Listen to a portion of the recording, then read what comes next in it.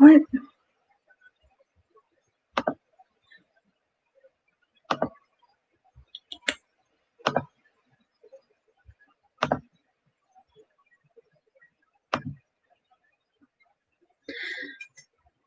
Hello, how is everybody? Trying to figure out what's going on with my page. I might accidentally disconnect this. If I do, I'm sorry.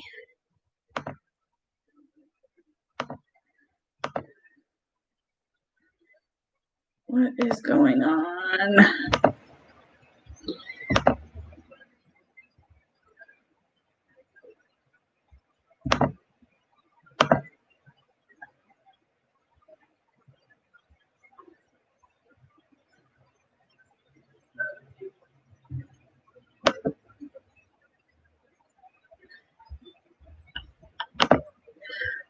Hello, hello.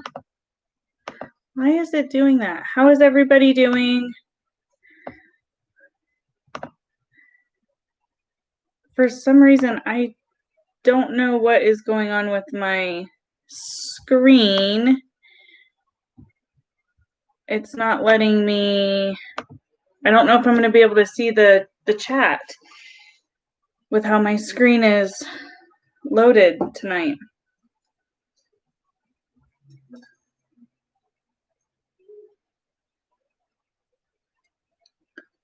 All right.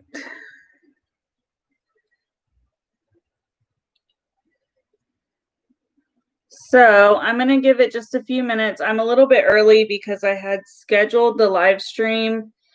And when I tried to get into the scheduled live stream, it wouldn't let me connect to it. It was saying I needed a type of software. Long story short, I just couldn't get into that one. So I privated that and then I just went live a little bit early. So people would see that this is where they need to go, not the other one.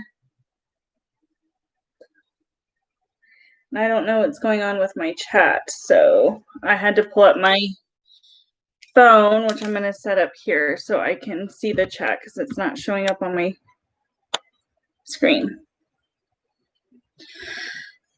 I hope everybody had a good Wednesday. It is Wednesday, right? Yeah, it's Wednesday.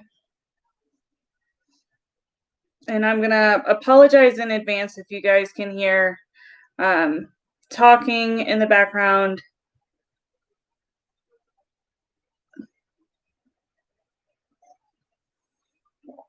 But I'm going to give it just a couple of minutes. Like I said a couple of times already, as people are coming in, since I started a little bit early before we talk about everything. I kind of wish I had checked like Twitter and everything before I got off my live last night, because literally the second I got off live and I checked like my YouTube app, I saw that the Dad Challenge podcast was live. And I was like, what is going on? And then I read the title of his video and I was like, oh my gosh, you have got to be kidding me. Just when we thought like this was going to kind of calm down for the time being,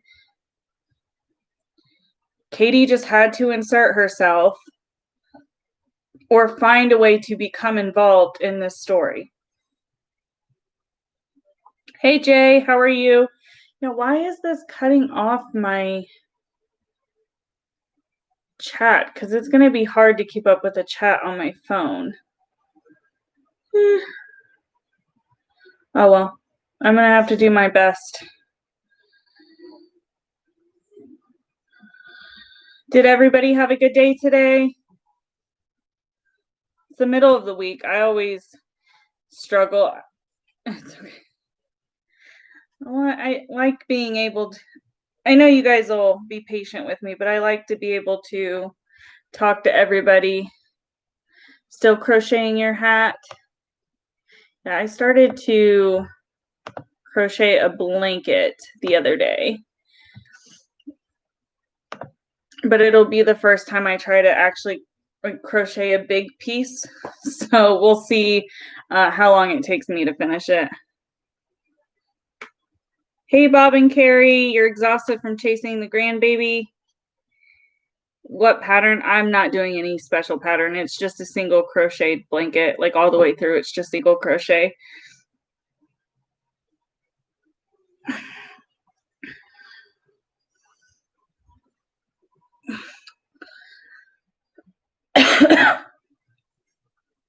So I'm assuming most people in the chat are going to know kind of the backstory, but just for those who may not know or who may want a quick recap on what's been going on, I'm going to provide that quick recap here. That way, if anybody comes in and says they don't know what's going on, we can just tell them to rewind it and watch it from the beginning.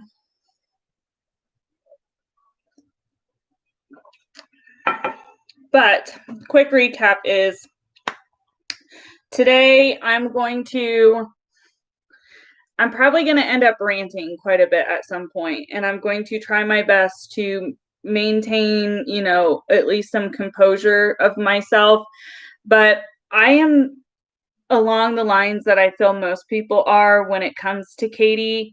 And, these behaviors from her have been ongoing for a while. However, this particular story has struck a lot of people as being the wrong way for Katie to continue the behavior she has been displaying for several months now. And this is not the way to try and raise yourself to fame, in my opinion. And in a lot of people's opinion, it's not the best way to do it.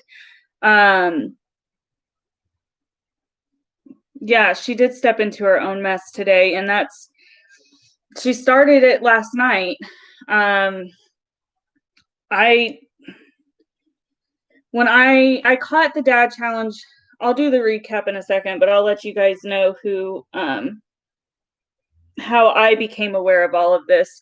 Is the second I got off of my live last night, I saw that Josh was live, and he's usually not that live at that time of night during a weekday.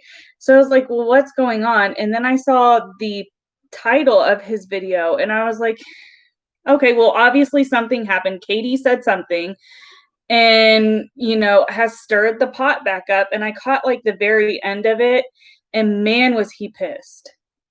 He maintained his composure so well, but it was very obvious, like in his abruptness and how he was like talking to people, that he is so agitated. And, he did him and Annie both, because I've gone back and rewatched that video from the beginning to kind of know what all they talked about before I went on live tonight, so I wouldn't pull a Katie and talk out of my rear end. I actually like to have all sides before I talk about stuff. I watched her entire video and I watched their entire video. And you guys know I've talked about this story, although everybody wants to try and say everybody who's discussing the story is picking one side or another. That's not necessarily true. It's the bigger YouTubers who are pushing one narrative over the other. Although Josh has tried to remain neutral, he does have a bias to the dad. And I would almost say he's acknowledged that. I don't know if he actually has. And if he hasn't, then that is a fault of his, and he should acknowledge that. But he also has tried to, speak for the child and push the child to the forefront, although it is obvious he's biased to the dad, but Katie is solely being biased to the mother. And after watching that video of hers, like, how could she possibly continue to tell people to not pick a side and to remain neutral and unbiased? And yet she is being fed this information from the attorneys. The entire time through that video, she was like, my sources say that are close to the family and reputable. She continued to make those comments throughout the video. She said she would never give her source away, which it's either the mother somebody very close to the mother or the attorneys. And at the very end of her video, she states, "Oh, I just got a text from the attorney." I mean, that's almost telling us that you are in contact with them, but you want to blame Josh and call out Josh and Annie for having direct contact with the father. You are doing the exact same thing. Like, she is calling, like I said, I'm probably going to get ranty in this, and I'm going to try my best to reel myself in when I catch myself like getting a little bit heated, and I talk with my hands a lot. Sorry if that's going to bother you guys. It's hard. Talking about this from any standpoint immediately just starts irritating me, and I end up just going.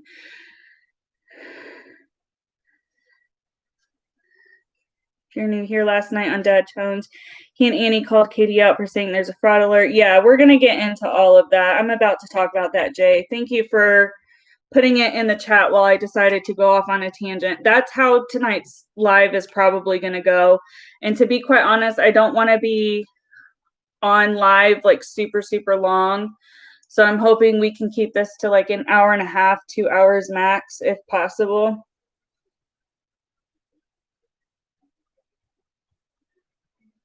Yeah, Bob and Carrie. So to give a quick update or like a quick background for anybody who may watch this in the replay or anything like that, or somebody who just wants to hear my opinion, this story started when the father, as everybody knows, there was a viral video of this little girl,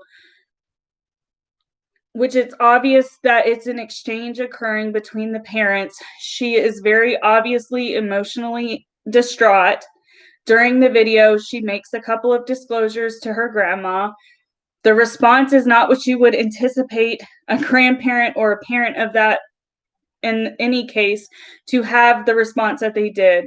They then proceeded, the grandmother and the mother proceeded to physically pull the child out of the car while she is crying, while she is upset, while she is still distraught. And, you know, a good point that Annie made, and I'm going to give her credit, and Dad Challenge, anybody who I talk about that I know I'm speaking on what they have talked about and the opinions they have brought forth that I have not yet already talked about. I'm going to acknowledge those people. Annie made a very good point. Katie has tried to push this that the father coached the child, which most people do not agree with that sentiment anyways. But let's go out on a branch here, okay? Let's try and play devil's advocate just a little bit during this live. Let's say that was the case. How was he going to know that the grandma was going to make those statements that she did after the child disclosed? How could he have trained or coached her to that length to know how to respond to those questions? There is no possible way, no amount of time in the world did that dad have with her to go through every single scenario and think of the kind of things the grandma would ask after that she disclosed something like that. Annie made a very good point there, and I think that's something I hadn't even picked up on of my own.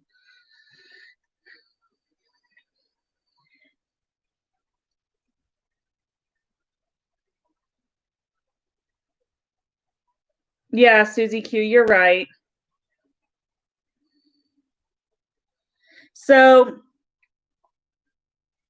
that's how this story started. The dad recorded that, it went viral, and then everything has kind of transpired from there. Once it went viral, you know, there were links to GoFundMe's, YouTubers started covering it, providing what they had seen, just trying to get the word out there, which is what the dad had wanted. The story that was being told to everybody was they were in the middle of a bad custody battle. It had been ongoing.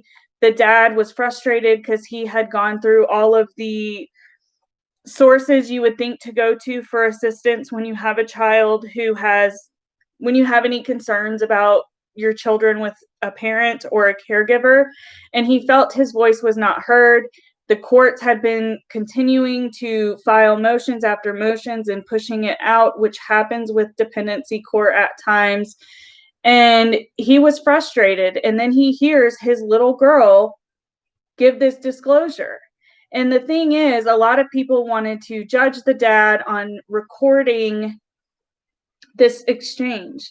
Let me tell you, it is not uncommon for parents to record things like that. It really is not that uncommon. When you are in a hardcore divorce, custody battle, anything like that, you are typically recommended by your attorneys to record anything and everything that you can to prevent yourself from ending up in situations where it's a hearsay issue. Could those videos have been edited like Katie wants to say they were heavily edited? Yeah, they could have been edited. However, the genuine emotion that that little girl was feeling, we feel that as viewers. As a viewer of watching that video, you feel those raw emotions that that little girl is experiencing. No matter how you edit, you can't edit emotion into a video. Could it have been clipped to maybe look terrible? Of course it could have. But we need to err on the side of siding with the child, not with the parent. Can I sit here and say that I have totally been unbiased in my coverage of this story? No, I haven't. But have I tried to be objective and provide both sides? I believe I have for the most part. I have talked about my own professional experiences where cases go one way or the other. I have been the devil's advocate. So for people, larger YouTubers who are only covering one aspect, they're the ones who are getting acknowledged, which is fine. Anybody covering this should be acknowledged to an extent. But it bothers me that people go out there and they say nobody's being unbiased, nobody's providing both sides. Because I know I am not the only one who has provided both sides and who has tried to be objective in covering this and speaking for the child. You know, so it's a little bit frustrating that people want to just say that it's one way or the other, because it's not. It's definitely not. And I've continued to say everything will come out in court.